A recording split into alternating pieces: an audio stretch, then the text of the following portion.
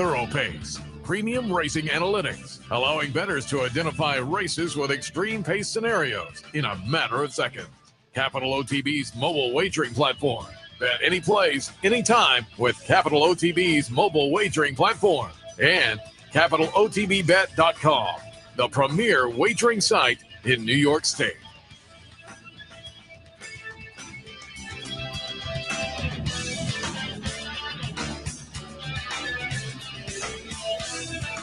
Good morning, ladies and gentlemen. Welcome to the Handicappers Report, coming to you live for the backstretch of Saratoga Race Course alongside Seth Merrow. I am Anthony Mormino, and I would like to be able to report, as we are the khaki suit Bopsy twins today. I didn't even check in. It's not looking promising. Truth in advertising, we're off the turf for 1, 4, and 10. We already ran the about distance yesterday, I think, right, in the Boston Spa with the rail settings at 14 feet. We don't have the settings. I was thinking about this as we came up, that real estate people with that tool that they have. Can we get somebody out there to walk it off and tell me exactly how far it is? Because Craig Milkowski will tell me eventually how exactly it was run timing-wise. But a couple things I have to clear up that we missed. First off, in the Times Union, it's a triumvirate of me 3 days, Mike Callahan, and our boss today. But Mike Callahan, I missed this. Cherokee Cottage 2 days ago on Wednesday. The old Seth Merrow, $37 winner. Nice. Our team is over $700 now, but Mike had a tremendous pick for the people on Wednesday. I just about completely whiffed, but we're over 700. Boss man is today. And this is incredible, and it's incredible good for the people out there. I thought that was the last race. Yeah, the last race on Cherokee Cottage. Sure, yeah. Yep. Yes. Nice. And so it's, I think, like 12, 12, 11. I don't think there's been any – there might have been separation of 2, like the first 4 days of the meet. The Times Union, I think, jumped on us like 3-1 or something. But I do think the last 24 days – I don't think there's ever been a more than 1 game lead by either team. We're duking it out. It out. And it's funny because, and I looked up some old ones in some archives. TU pounced on us real good many years ago. And then we had a good year a couple of years ago. We got off to a big lead. It was really big. And then 02, I know it came down to, right, Max Player of the Jockey Club Gold Cup. Me winning Saturday, I think gave us it was the magic number, and etc. But this year it's been the 1962 Traverse Stakes every day, and yesterday for me, whiffing in the 1 for 10, but Evie Jets, who apparently I must have been one of the few people in the public domain that liked her very much. Fluffy Socks was my top pick, and when the exactas come back, and I know I'm old, comes back 346 because, yes, I talk in the $2 parlance. But brilliant ride. And the late daily double, Seth, you don't see this very often. Substitute jocks. Both of those were Luis Saez. Yeah. Johnny V got the nightcap home. There were like 3 or maybe 4 Saez originally named by us. So, but every Jet's just a brilliant ride. Scores the huge upset in the Boston Spa and really saves my bacon. And what is my wife? My wife always has to send the pic, so obviously I'm going to send them. So I hope you have this, because one of my things I tell her, and she doesn't need to be told much because she's been around, is like, if my third place horse is 2-1 on the board, well, my third place horse is 29. Obviously, I like Evie Jet, so it turned out to be a good day financially. So it's one of your things, right? Box exactas. Oh, absolutely. That's one of your favorite ones. I don't pick very many favorites down the line, so I like that also. And it was, maybe I read it wrong. I mean, after the fact, apparently I read it right. I saw very few talking about Evie Jets, but I said it. I thought only one horse would have surprised me winning the race yesterday. And it was the only horse that was a longer price than Evie Jets. So, No, good luck today. I mean, I think we're in for weather, right, Seth? I don't think this is over, right? This is the beginning. I don't know. Let's see what Apple weather is saying today. The forecast I heard on the way in was 80% chance of rain. Is that what you heard? well, I heard like it could be 80%, but it was like a shower may come in and blow out. What I heard on the way in was not like steady all afternoon or anything like that. You got rain for tomorrow? Apple says yes. A little, possibly in the afternoon. But again, it seemed like something that might come in and go out pretty quickly. And we'll have plenty of time tomorrow. The card tomorrow, and I usually like to leave tomorrow to tomorrow. If I can, it would be so great to be on a clear, fast, firm race course.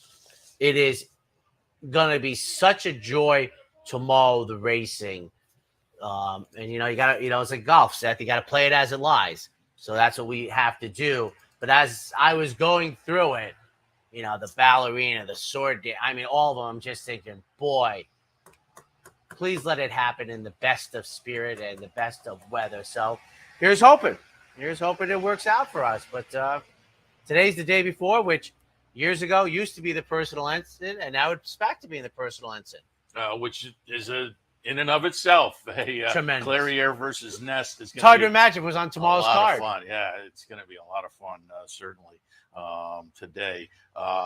And I will alert people. And I'm wondering whether I should. I'll go promos first, and then the specials second. But today, Clubhouse Racebook. It is the Trifecta Challenge. You want to stop down 711 Central Avenue in Albany and enjoy the action down there. You get the Trifecta Challenge as well. Don't forget Fridays here at the clubhouse. Throughout the last few weeks, we have had the barbecue at the club. You go down and for $10, hot dog, hamburger, baked beans, pasta salad. I know it's been popular between 1 and 5. Stop down, barbecue at the clubhouse. Also, the Bonnie Bet returns today. It was hit last week, so we have reset to $500, but take your shot. Late pick 5 at Saratoga. Play with your Capital OTB bet account. You get a shot at the bounty. Also, glad I remembered it because I have to remember to put it up. But show pool entries open up today. Again, last week 4 for 5. We'll try to we will give it a shot again on Sunday. But the show pool entries will open online today around noontime. So keep that in mind. Tomorrow, Fan Appreciation Day at the Gallup Inn. If you're a patron out in that direction, stop by so we can say thank you to you. Clubhouse Racebook, $100 play the board. And on Sunday, double promo day, match bet and exact the board promo coming up on Sunday. But I also have notes with the early post time tomorrow up here. We have an early post time here on the network. We'll start things out. Handicappers Report tomorrow at 8 a.m. 9 a.m. we'll be racing across America. So, again, set your clock. We will go a little bit early tomorrow here on the network. 8 o'clock for Handicappers Report, 9 o'clock racing across America. And all our branches, phone to bets, and Clubhouse Racebook open tomorrow at 11 a.m. Because Naira's going very early tomorrow. We're moving up an hour. They're moving up 90 minutes. So they'll be 11:40 tomorrow. I think 13 races, right? Which was kind of the number I thought they'd settle on. 14 seems to be a cement ceiling. 13. And I thought what I see, because they're starting at 11:40, the get out is still like a couple minutes before 7. That sounds right. 6:11 for the Travers. I have it right here. And so there's 2 walkout races, right? No, there's only the one. Travers is the 12th. one? Okay. So the 13th, 6:48. 6:48. I think other than those couple of twilight racing we have, I don't think they ever go past 7 too often. No matter how many races on Travers, that seems to be a hard finish. Is it time for the DePaula Chevrolet play of the day with the Brooklyn Cowboys? Is that it? We got anything else? I don't think so. All right, it's the weekend. So it must be Kevin Cox with the play of the day. When you think trucks, think DePaula. Then come join the family for value. Just visit, call, or click. This week's Chevy Silverado is just $539 a month with 0 due at inception. Yes, 0 down. So come join the family and think DePaula for all your automotive needs. Hello, everybody. Kevin Cox, the Brooklyn Cowboy, here with your DePaula play of the day from beautiful Saratoga Race Course.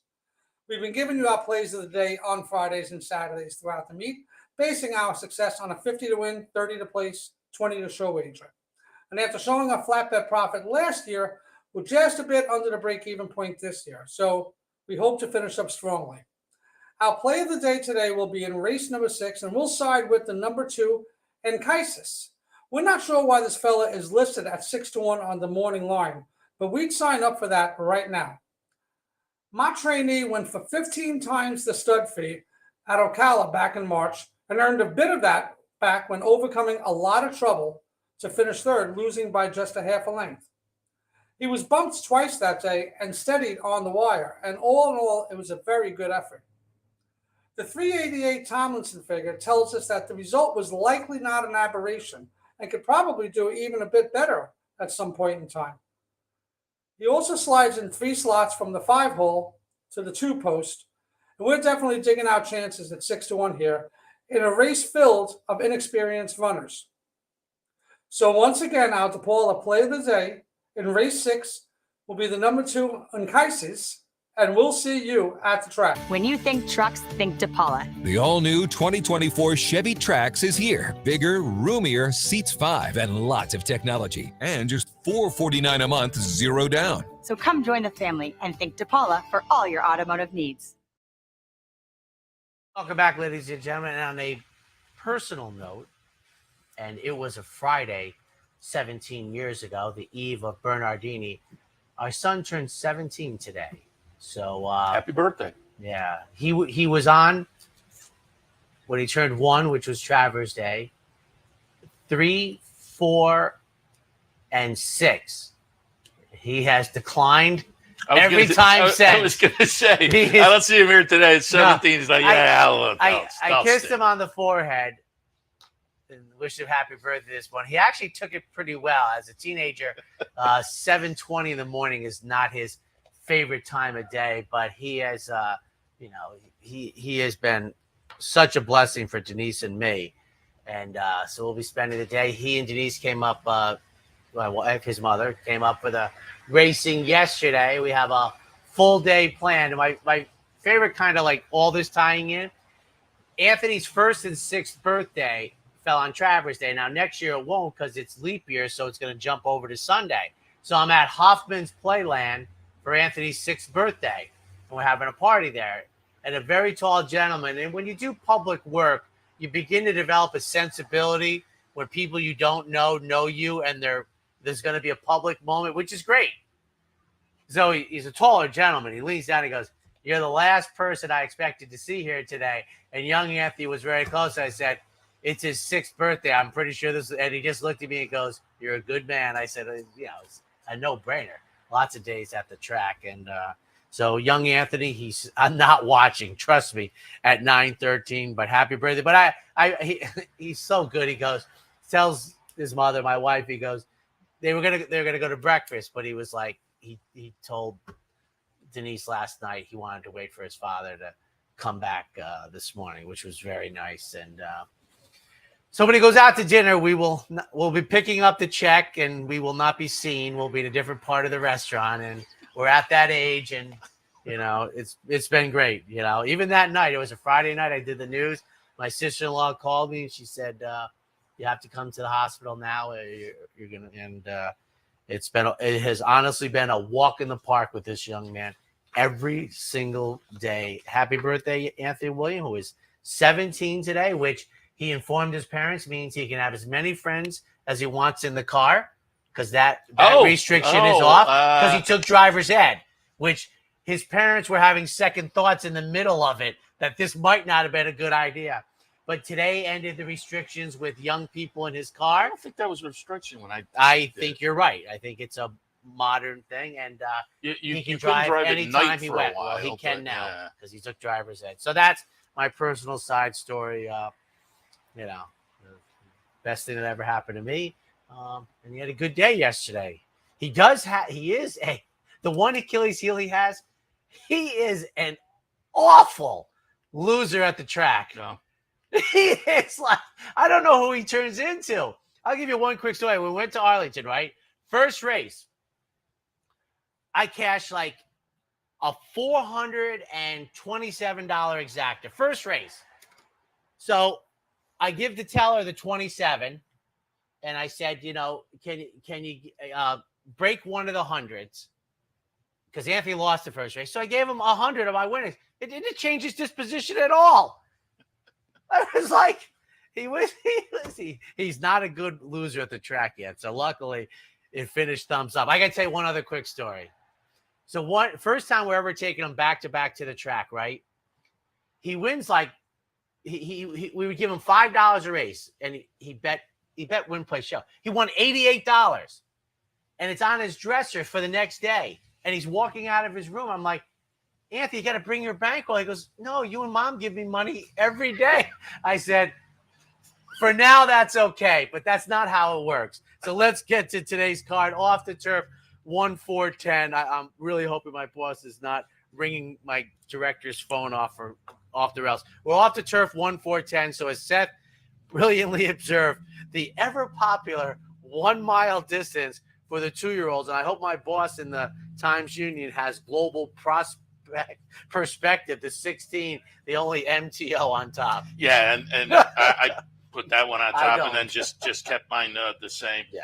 Global perspective. Yeah, and it's a race where I don't know whether the MTO stands out that much because, again, most of these are going out for the first time and may be just as good on dirt. But I went with global perspective because it is Chad and Klarovich ran okay in the debut. They get the surface they want, but I tilt there only slightly. Again, some of these could be okay. The hero code for Shug, if that one stays in, could be interesting.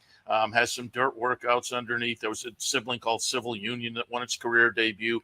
Operation Torch, another sibling, was second in debut, won the second start. So I thought there was some win early there if they stick. The hero code's interesting. Radio Liberty for Brad Cox by Audible. Sibling called Major Dude won the career debut. Passive Investing, another sibling, second, then won in the third start. And have Terry Finley coming on later, and they're part owners with. Is he the first guest? Because I have to jet, so I can't linger at all. I'd like to say hello. He is the first guest. Okay. Yeah. But they're in with this one. I'm relatively certain. You don't see it on the page, but I'm pretty sure this is the Cherie Duval. That's them. Some of the siblings showed a little win early punch, so I thought there was enough there that this one could be interesting. But by Oscar performance, I'll ask Terry if this one will stick. But questionable maybe. But if the turf horses do, I think they can be okay also. But I tilted towards the MTO. 16, 2, 1, 6, and 7. I have to tell you, Seth, that of the unbelievable amount of off the turf we've had at this rainy season, I think this race could be outstanding. If I'll just go through this. So I'm projecting. I agree with you. The hero code, who is my second pick, I think my top pick, the 10, will scratch out. But the hero code to me would be a player. Inherent Promise, the 3. How about the Uncle Mo, Harlan's Holiday, George Weaver, Felt Nelly? I was another one. The 7, Tireless for Todd Pletcher and Offspring, and Not This Time, who was dynamic in the offgoing. I don't know if it was the Iroquois, I think. How about the 8, Vera Cruz, and a first-time starter, Summerfront, who won in the slop and was runner-up to Rachel in the Haskell in the slop out of a Tisnow mare. Then you have Curlin, Distorted Humor. I think this is going to be a terrific race. I do not think this race is actually going to get elevated if the majority of the horses I'm talking about run. I could see one of the AEs running, and then you have global perspective. But I'll tell you, I think strongly my 10 will scratch out, and I'm happy with taking the 2 on top. But we don't say it very often, Seth. I think this race might have been elevated as a dirt race. We haven't mentioned Wally World. I think the Chad Brown firster could be intriguing as well. If somebody's in that direction, I would not talk you off Wally World if the horse sticks. Yeah. I mean, and of course, for those who are fans of vacation movies, Wally World is a home runner. For those who are baseball fans in the middle 80s, Wally Joyner. They called it Wally World when he was on the Angels. Second race at Saratoga this afternoon. Conditional claimers traveling 7 furlongs. And I expect there to be some moisture in the racetrack today. 5, 4, 3. Trust the numbers. Debuted in February of 2022. 1 race since then. The Chad Brown barn. I've said this before. I concern myself very minimally to almost zero about layoffs or fire sales with sitting in this chair. So to me, Trust the Numbers, an offspring of a horse. I wish the Jockey Club hadn't let the name go through, Violence. And for second, our Rosie Diamonds, Michelle Nevin's runner, making the third start since the early part of spring. And then Vax, Linda Rice's Machine, first off the claim, first start since July 2nd, 5-4-3. 5, 2, 3, and 4 for me. I also use Trust the Numbers. The debut effort last year down at Tampa was very good. The seasonal debut, not so much so. So it's hard to kind of know where to go, and they take the big drop.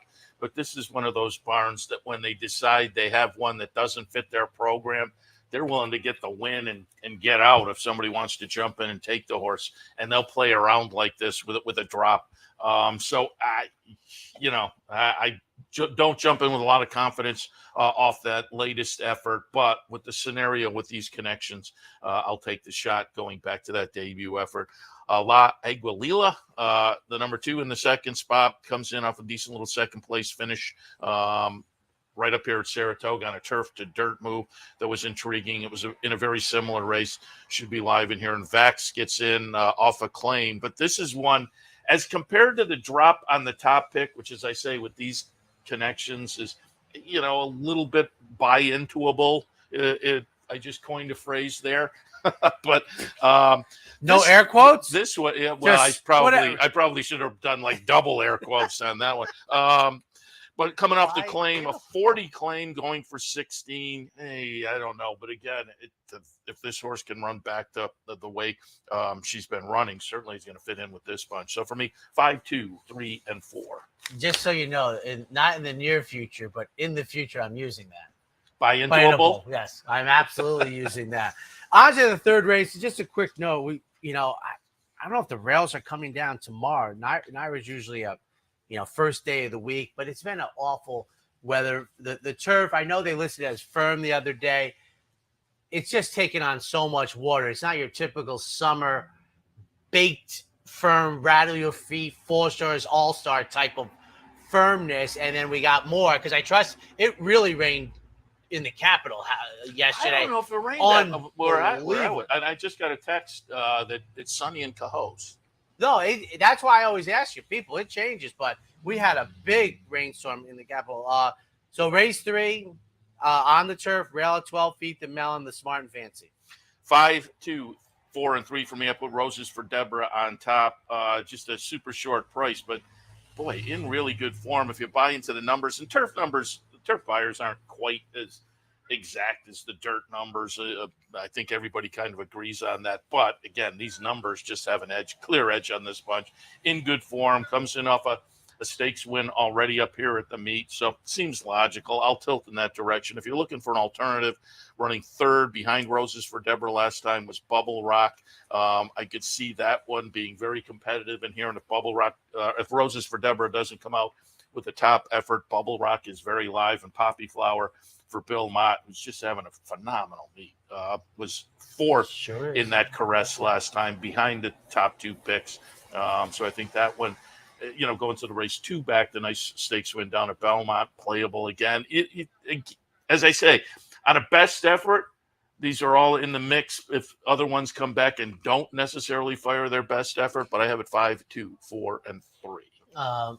I agree. I mean, I could not. I should say I could have thought it, but I just felt Roses for Deborah, who's already shown us she can win with a little give in the ground. I think that's going to be the case today. But what I also like, I certainly don't like 1 to 2 as regular followers would know, but the running style and the post position draw. I have to tell you, Seth, I would have been reaching deeper to upset Roses for Deborah if she had drawn inside, but she's got some speed and she's on the outside. So my opinion is she has even a tactical, I won't say advantage, but an attractive tactical race, and she's got the goods, as you said.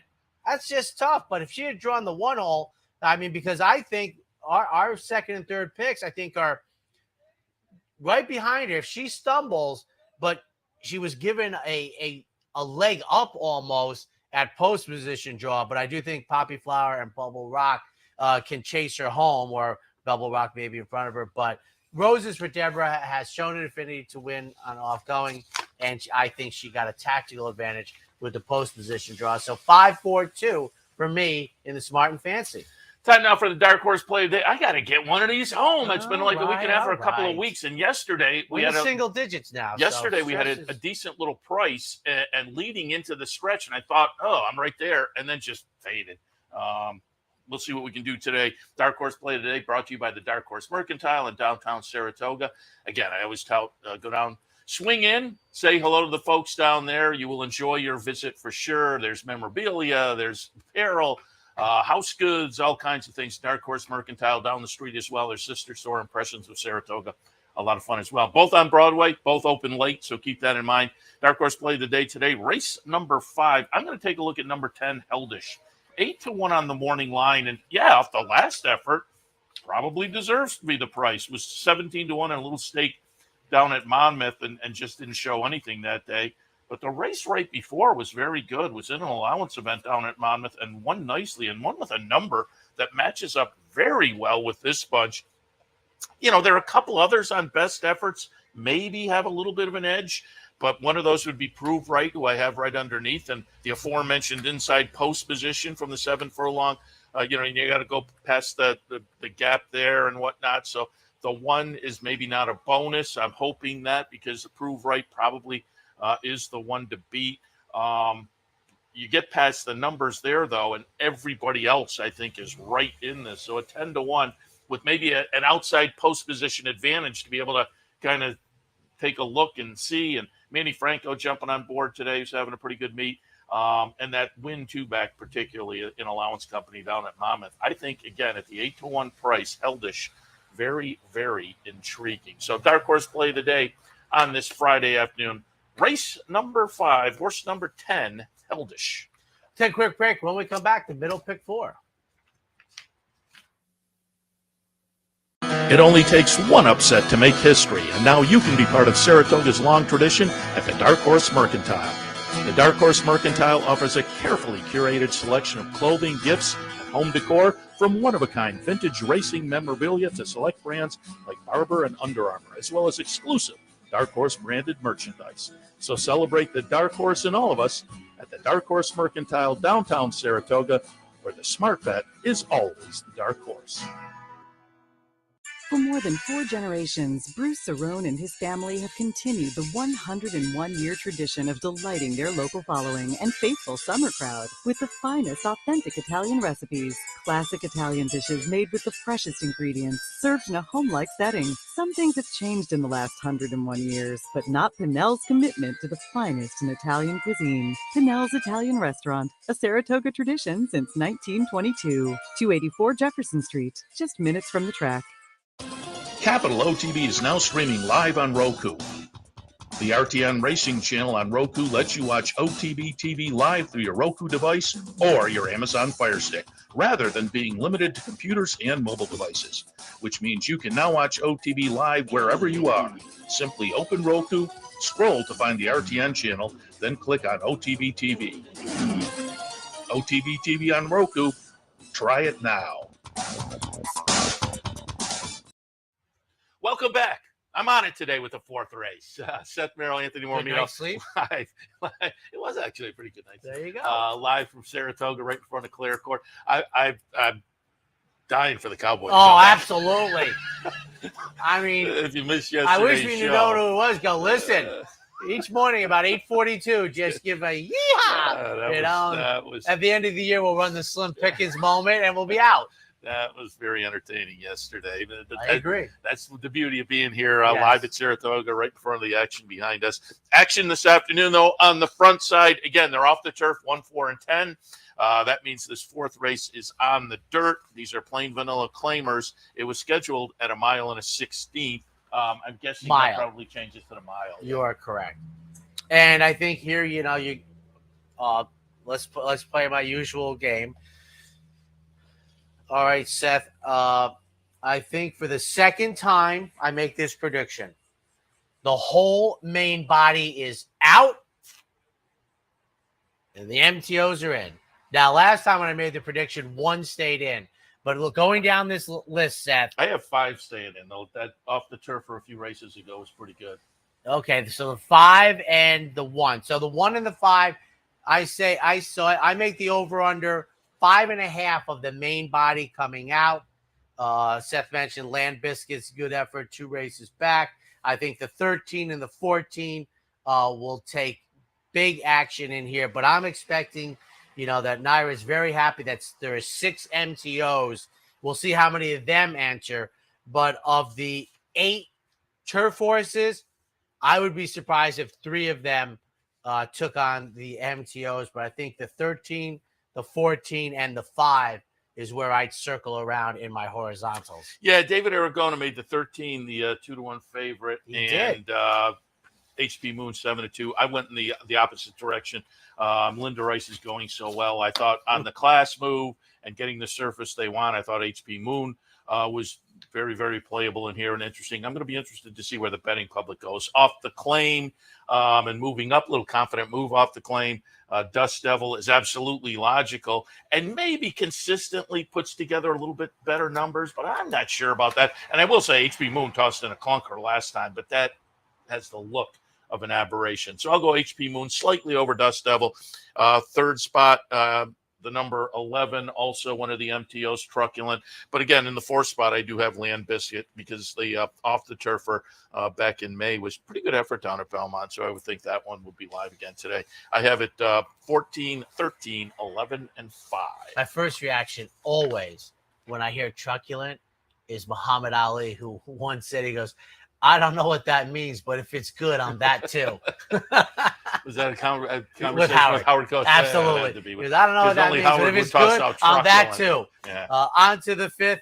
Claimers in for 75. The 3-year-olds. I don't know. This might be the first one in this ballpark. Oh. Restricted to 3-year-olds, a big price tag. Going 7/8. 10, 1, 6, and 5 for me. Heldish, I mentioned that one earlier. Dark horse play of the day. I'm looking at that last races, draw a line through it. The races, the 2 just before that, were good enough to mix it up in here. Prove Right on a best effort probably has the edge, but off the claim, they move up off the claim. I don't think the move up, I thought last time won nicely dropping to the 50 level, but out of stakes company. So just outclass that, and I think is going to fit fine at this 75. But I thought the 1 post position may be a little bit of a negative as well. So take a little shot. Heldish on top, over Prove Right, and then Joking Way and Thunderian both look a little bit live as well. I tilted slightly in favor on the underneath spot towards the Linda Rice trainee. But for me, 10, 1, 6, and 5. I have Joking Way on top. Linda Rice, owner, trainer, claimed out of Ellis Park for 50 from the Steve Asmussen barn. Comes in for 75. In Offspring, a practical joke with Union Rags on the bottom side. I would think moisture in the racetrack, which I guess if it doesn't rain, will be drying out around 3:30 successfully. Alternate Reality, Seth does have in the mix, but will be a big price in here. Comes out of the Dwyer, and for 3rd, Dark Vector. So 639 in the 5th. Race number 6, $136,000 up for grab for maiden special 2-year-olds. Part of that is for New York breds, but still, if you're a non-New York bred, you're racing for $105,000 in the maiden race. They're going to go 3/4 of a mile. You might have thought this would be the one tomorrow. I know the opener tomorrow is one of those capital R restricted baby races. That surprised me a little. But here we go. 4, 6, 5. Field of 8 with 6 firsters. Good luck. Just Lauban was the stallion that, just guessing here. I mean, just completely. The horses who have run are the 8 Daily Grind, who didn't run very well on debut at 50. Am I off? No. Okay. Usually off when I'm a race ahead or something and I got to wheel back. But, I mean, and the 2 had a good debut at 13-1. It's going to be less than half that price. So I went for firsters. You're sort of in the same boat. You went for different firsters, and you took the offspring of Iron. So I'm going with Wajda, just a guess on the pronunciation. Lavian Pratt gets the mount. Fierceness, the 2-1 morning line choice for Todd Pletcher, and offspring of City of Light, who I like very much as a younger stallion. And for 3rd, Change of Command. Shug, I've talked about this. Shug has sent out at least one firster that, in my mind's eye, was a winning race. Doesn't get the win, but you knew that horse was ready to go. This is an offspring of Into Mischief. Costs over $1 million. 4, 6, 5 for me. 3, 6, 1, and 4, but I could have pointed to your horse. I mean, I almost I like you. I can point to yours. Apollo 10 in my almost mix. any. Yeah, it looks intriguing in here. But I went with Apollo 10 by Violence. Violence this year, 38 first-time starters. These stats are maybe a week old or so. 38 first-time starters, 7 winners, a second and a fourth. Pretty good numbers there. Last year, however, 81 first-time starters, 19 wins, 13 seconds, 16 thirds. So solid numbers for Violence with first-time starters. Dan produced a sibling called Baystorm, third, then won, then fifth, then won again. 2 wins in the first 4 starts. Pensacola, second, then a winner, then a second. So there's win early, top and bottom here. I'll go with Apollo 10. Second slot, Fierceness, firster from Todd Pletcher and Mike Rapoli. Team you obviously have to pay a lot of attention to. And then you throw Irad Ortiz in the mix. Also becomes very dangerous. And Air of Defiance for Brad Cox. Gets stuck on the rail. That probably isn't a bonus for a 2-year-old firster, but I think could be a little bit live watched for Chad, likely to be a contender as well. It's a fun race that, again, you could point to just about the entire field and probably have equal confidence, equal number of pros and cons. 3, 6, 1, and 4 for me. And we both left off. Number 2 who is one of the veterans, the offspring of Blame. Kevin Cox's play of the day. Yeah. And I'm not arguing that's a Billy the experience Greek counts. That was the second Friday of the meet. And this was an off the turfer, and Billy the Greek stayed in, my top pick, and was about the same price. And it really made July when Surge Capacity won the Lake George. We had a great day, the wife and I. This is actually one of the races where I'm less inclined to think there could be a regression. That the 64 is moderate enough on debut. It's not like a 72 or 78 that worries me. And neither of us have the 2 in the mix, but that's the type of effort that I'm thinking. And I wouldn't talk to anybody at the 6-1 price. They paid a lot of money at Ocala, had trouble in that first trip and just missed. Good luck to the horizontals getting through that leg. I'll take a quick break. When we come back, the late pick 4.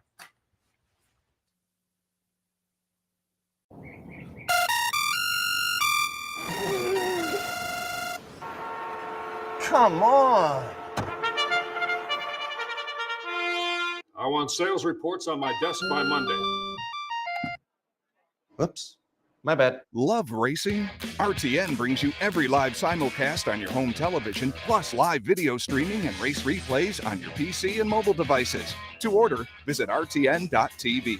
RTN, a breed apart.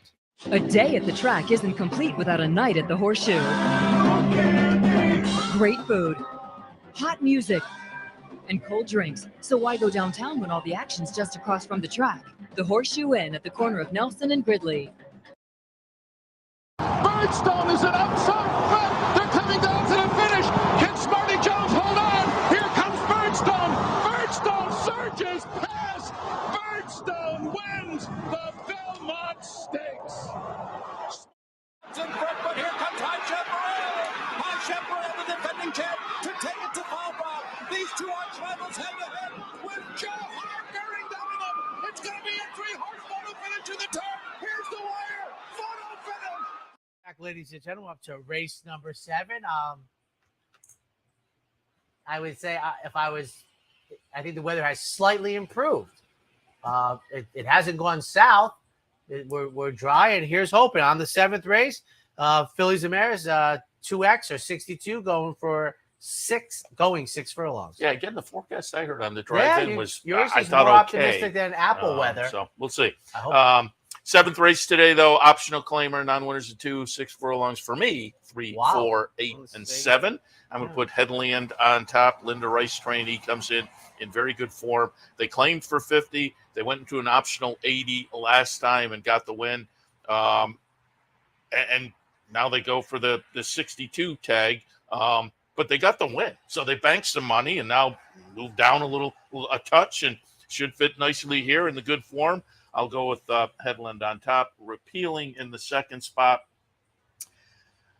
I didn't know what to do with this horse exactly, but I looked at the 2 Saratoga starts last year and thought, there's kind of a little horse for a course look to this one, because certainly the best race of the career was the August race last year up here at Saratoga, and now has 2 Bullet Works coming into the seasonal debut.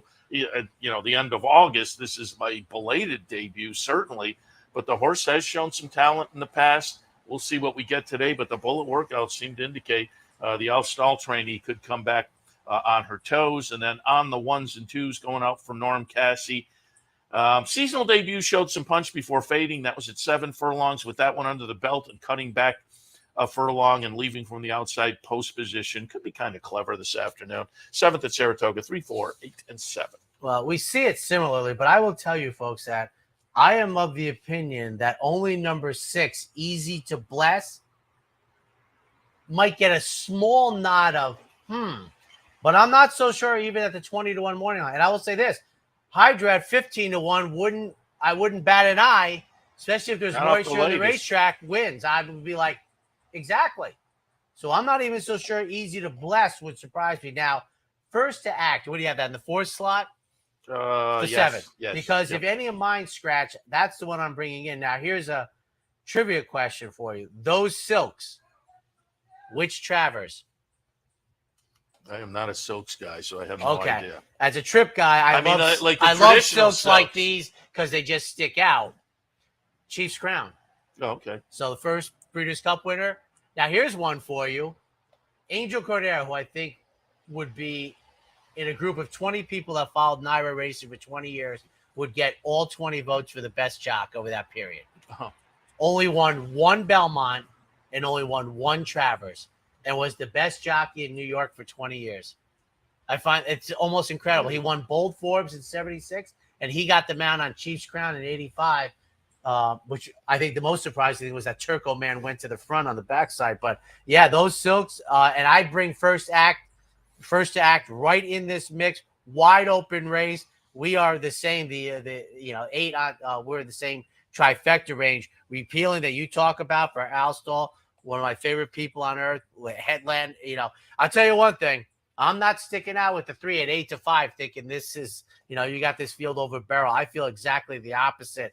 I'd be loath to take a short price in a race that, to me, 7 are clearly in it to win, and Easy to Bless would not surprise me one iota, who is the 8th horse that I'm not including in the 7 to win. It is a fantastic race. Best of luck to the horizontal players. All right, this is one of the races, one of the 2 that are sticking on the turf. Race number 8, 1 mile and 3/8 on the grass for allowance. Non-winners at 1 other than. About at 14 feet. Let's see if we'll get a course record here. I think Equibase was crediting Evie Jets with a course record yesterday at about 1 mile and 16. Greg Milkowski and others have talked about this rail setting at 14 feet. It is what it is, and no one's listening to me, so we move on. 1, there we go. Look at that. They've even changed the E during our time here. It was the lowercase. These guys, and we both used it. I am the 4, 1E, and the 7, because I'll take both parts of the entry, obviously. But on top, I want the 4 coming out of this trip. Will be more given the ground. I don't think that's going to deter our chances very much. And you had, was it 2 days ago now? Wednesday, you had Dale Romans on with Tim Wilkin. But Dale trained not this time. And I loved him in the Breeders' Cup, got beat. And unfortunately, that turned out to be the last race of his career. But I'm telling you, folks, I know we all know about Into Mischief. But not this time. His ability to get all types of runner as an offspring of Giants Causeway is unbelievable. I think this is a major player in here for second start in the United States. Number 1, part of the entry, Avenue Neal with number 1A. I will not take a shot at pronouncing Graham Motion's runner. And for 3rd, I know it's double-digit odds. It's first time on the turf. But David Bowie's Modern Love intrigues me. David Bowie does not own the horse. Isn't that his song 40 years ago? Yeah. 4, 1E, and 7. You have the 1E, but you are number 6 on top. 6-4, the 1 entry, and 5. I'm going to put Sweet Duchess on top for the aforementioned Bill Mott, who's just a phenomenal meet so far. This one down at Belmont last time showed a little early punch before fading.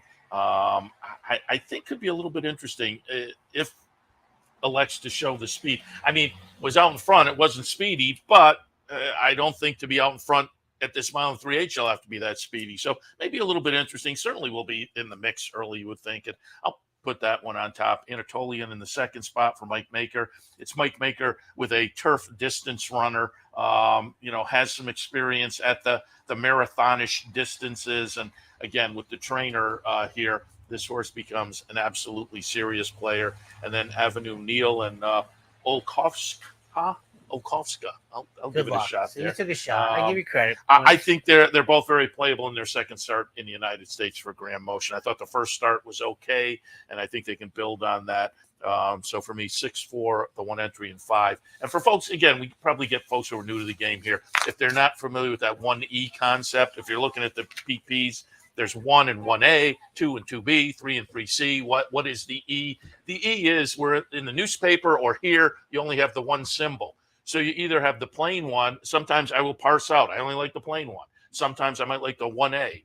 But if I want the 1E and you just get the one symbol here on TV or in the newspaper, use the 1E, and that shows that we like both halves. We're happy to take either one in case there's a scratch. Now, here's a case where I think both are going to run. But I think in tomorrow's TU, you'll see somewhere for me, it will be the Chad Brown entry in one race. We'll take a quick break, and when we come back, maybe the greatest Friday feature ever. We'll find out.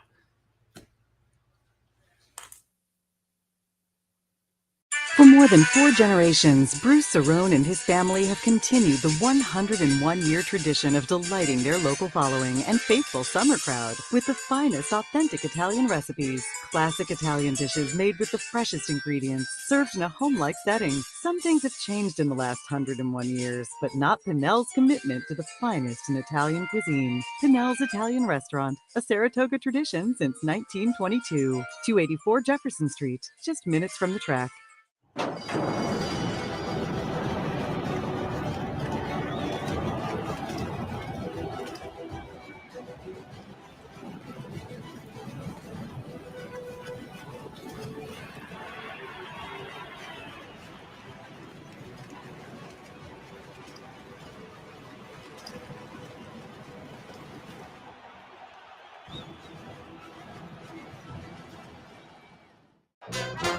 The only thing better than watching the races is watching your own racehorse. With nearly 20 years experience in the racing industry, Bonaventure Stables' share-based ownership program enables everyday fans to become part owner of a thoroughbred for far less than you might think, with all the ownership perks at Saratoga, Belmont, Aqueduct, and other great tracks. Experience the thrill and lifestyle of owning your own thoroughbred racehorse. Learn more at bonaventurestables.com.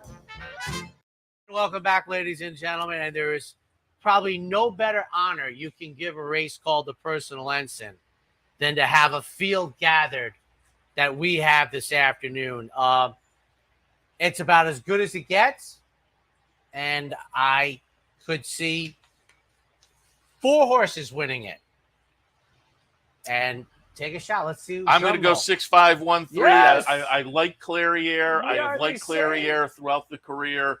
I will readily admit, off the long layoff with Ness coming back and looking the way she did, she's the one to beat. And the reports are she's working very well.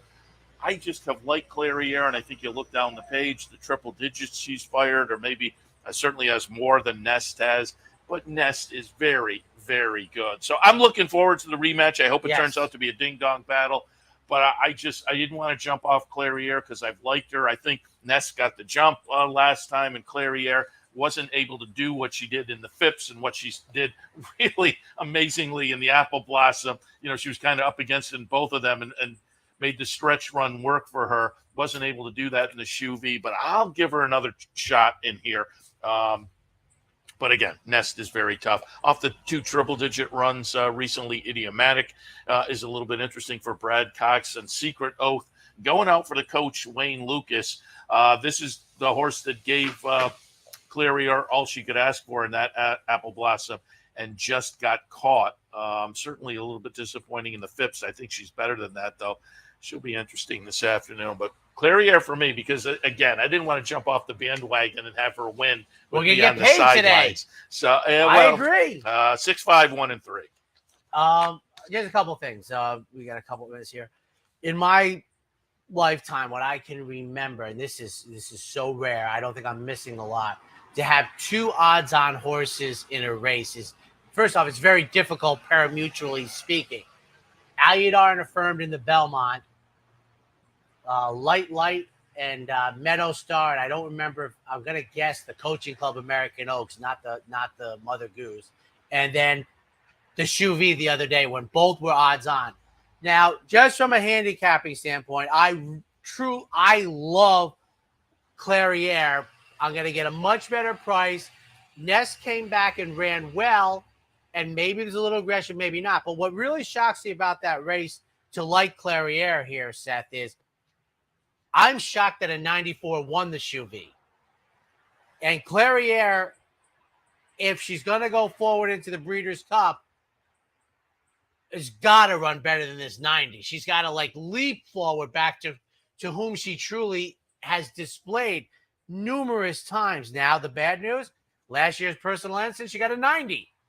So, take it for what it's worth. But my opinion is twofold. One is we're going to get the much better price on Clairiere this time, and Ness was dynamic on the return to the races. Now, maybe she's just improved at 4. Maybe the Chuvie was just a starting point. Maybe she's just going to run a hole in the wind. And I have Secret Oath, Idiomatic I could have. I mean, I would be shocked if the other two were in the exacta, the 2 and the 4. It's a 4-horse race to me. And at a grade 1 level, besides the Breeders' Cup, that is outstanding. You have the new rivalry between these two. You have the old rivalry, Secret Oath and Nest, going back to last year. It's as good as it gets, folks. And, you get away from the historical angle. I would salivate at 7 and change for Clairiere against odds on Nest. I mean, I actually don't think that's going to be the price. I don't either. I think they're going to be closer, which is not what I want, but I think they'll be a little closer.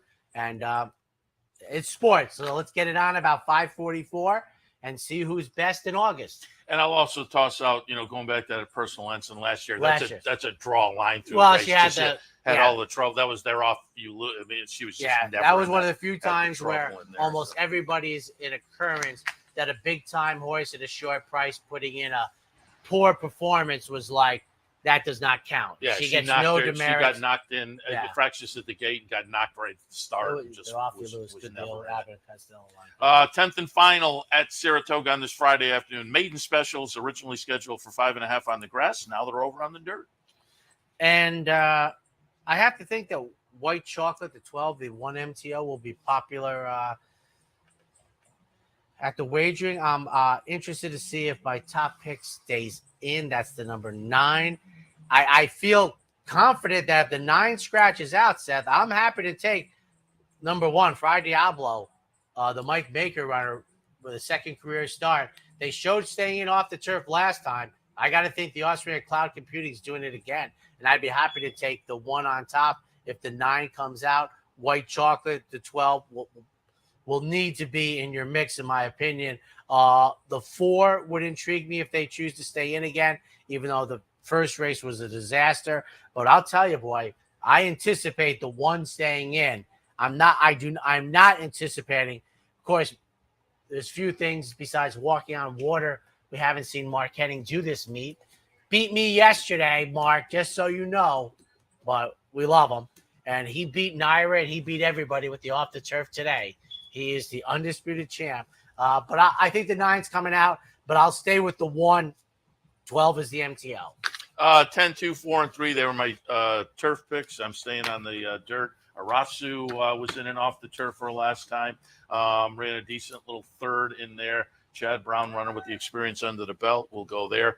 Cowichan for Wesley Ward. I think if that one sticks in, could be interesting. Not sure if it'll stick, but does have dirt workouts. And Riviere in the third spot was in an off the turf for last time and clunked. So again, I'm not sure this one will stick either. We'll see how it plays out as far as who's in, who's out. But I stuck with my turf picks 10, 2, 4, and 3. And I will say, I like the schedule switch that the personal incident is back to being today, and the Naira guys are on Sunday. I like it. I think, there's also the other side. I've said this before many times, that the Beholder Songbird race in the Breeders' Cup, which I think is I think it's the greatest Breeders' Cup race, but one of the three, Brian Nadeau and I both walked out. And if you, for example, if you look now, you can buy seats for Friday to the Breeders' Cup, not Saturday. Friday just doesn't work. It works for us. We feel great. And Brian and I both walked out and said the same thing at the same time. Imagine if this had been tomorrow. Those two throwing down. Ever tell you what Gary Stevens said to me at the press conference? No. So I love Beholder. I mean, I think it's Gary's last Grade 1 win. So he looks right at me and he goes, "Well, what do you think's going to happen, Mr. Handicapper?" Which made me laugh because I took it as a compliment. I think Gary meant it that way. And I said, if I was on Beholder, I wouldn't let Songbird breathe. I'd be right on her hind. And she got a little gap, and as soon as she got a gap, Gary went right back to her. But he was funny. He's like, because he was recognizing, he goes, "Well, you pick horses. What do you think?" I said, I'd have been on her like white on rice. And one of the great horse races of all time. It's going to be a great day today if weather plays nicely. I don't usually allude to tomorrow because that'll take care of itself. But, boy, if Mother Nature could help us out tomorrow, it would literally lift the second half of the meet up all by itself. Absolutely. Because the card tomorrow is what all horse racing fans deserve. It is not an understatement to say that it is a great 13 race card. And we saw one of my favorite people in the sport, one of the nicest people in the world. Terry Finley's here, and producers like when they're early. Terry's got Giant Game going in the Charlestown Classic tonight, so we'll talk about that in a little bit more. Terry will be top of the show. Then we'll be joined by Joe Migliori, a bloodstock agent, jockey agent to the married couple Trevor McCarthy and Katie Davis, who both had winners yesterday. Yeah. So we'll talk with Joe about that and more. And then Joe Applebaum, president of the New York Thoroughbred Horsemen's Association. We'll talk a little New York racing as well. But Joe said, "Hey, I also want to talk a little biometrics and analytics. You may want to tune in if you get home in town." Not today. We're talking big data with Joe a little bit as well. Well, luckily it'll be on the internet for the rest of ever, so I can catch up with that. But no, this is.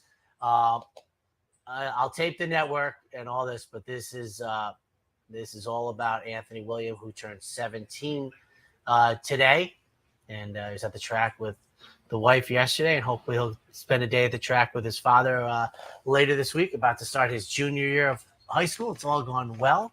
And one thing I was thinking about, just have 45 seconds here, that I was reviewing some things, and I know people make fun of Flightline, how few races he had. But I went back and watched,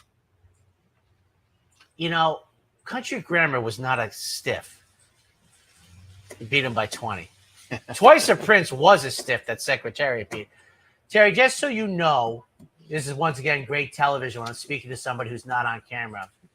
It is implausible you ever have a horse that great. I'm like, he might be better than Ghost Zapper. And Brian Nadeau just fell off a chair in South Florida today. He was good. I have watched his races again and again, and I don't care if he races. It is amazing that he can produce that much greatness every single time. I will tell you that, besides the bid, Seattle Slew, Secretariat, that's it. It's a small group. Every single time he was great. Well, folks, it could be a great day of racing if Mother Nature helps out. Remember, we're off the turf 1, 4, and 10. He stays, I go. Terry Finley up next. Have a great Friday. Please help us out, Mother Nature, tomorrow.